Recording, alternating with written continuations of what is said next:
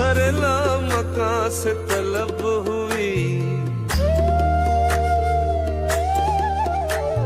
سرلا مکان سے طلب ہوئی، سوئے منتہا وہ چلے نبی، سرلا مکان سے طلب ہوئی،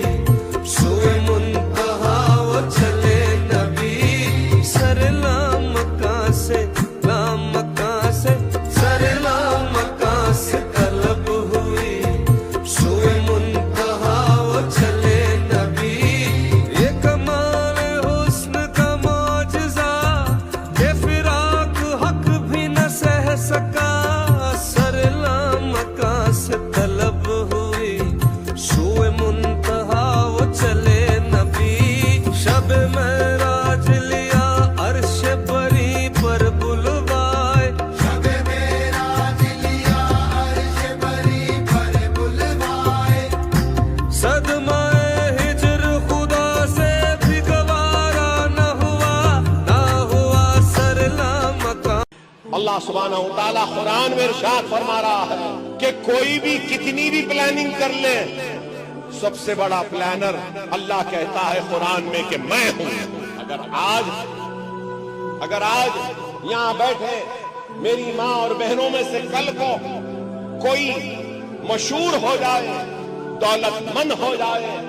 کامیاب ہو جائے، تو اللہ کے لیے اس کامیابی کے تکبر میں نہ رہو، اس ترقی کے نشے میں نہ رہو، اس دولت اور اقتدار کے نشے میں نہ رہو، غرور تو اور تکبر سے دور رہو، اور اس کامیابی، اس دولت، اس شہرت میں بھی سجدے میں گر کر اللہ سے کہو کہ اے اللہ مجھے اس کامیابی کے نشے سے دور رکھ، اے اللہ اس دولت کے غرور سے مجھے دور رکھ، اے اللہ اس طاقت کے تکبر سے مجھے محفوظ رکھ، کیونکہ یہ اللہ کی آزمائش ہے۔ دنیا آج نہیں سمجھتی، دنیا میں کئی طاقتور لوگ ہیں، سمجھتے ہیں کہ ہمارے پاس تو طاقت ہے، اور سمجھتے ہیں کہ یہ طاقت سے ہم کچھ بھی کریں گے، نہیں۔ اللہ سبحانہ و تعالیٰ قرآن میں ارشاد فرما رہا ہے، مولانا یہاں موجود ہے، اگر غلط میں ہوں کہہ رہا ہوں تو مجھے ٹوکے، کہ کوئی بھی کتنی بھی پلاننگ کر لے، سب سے بڑا پلانر اللہ کہتا ہے قرآن میں کہ میں ہوں۔ اللہ 2 مرتبہ مسکراتا ہے، اللہ 2 مرتبہ مسکراتا ہے، ایک اس وقت جب اللہ کسی کو نیچا کرنا چاہتا ہے اور دنیا اس کو اونچا کرنا چاہتی ہے، تو اس وقت اللہ مسکراتا، سب سے پہلا وہ، اور دوسرا جب اللہ کسی کو اونچا کرنا چاہے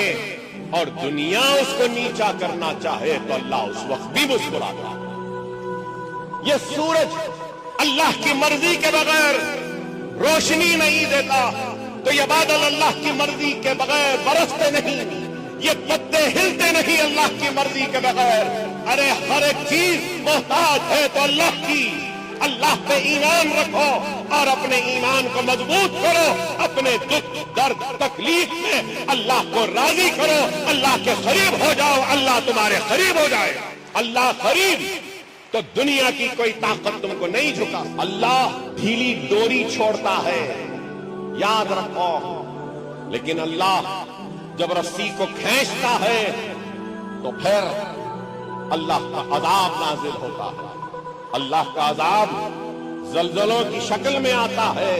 تو اللہ کا عذاب قحط کی شکل میں آتا ہے، تو اللہ کا عذاب طوفان کی شکل میں آتا ہے، تو اللہ کا عذاب آتش فشاں کے پھٹنے کی شکل میں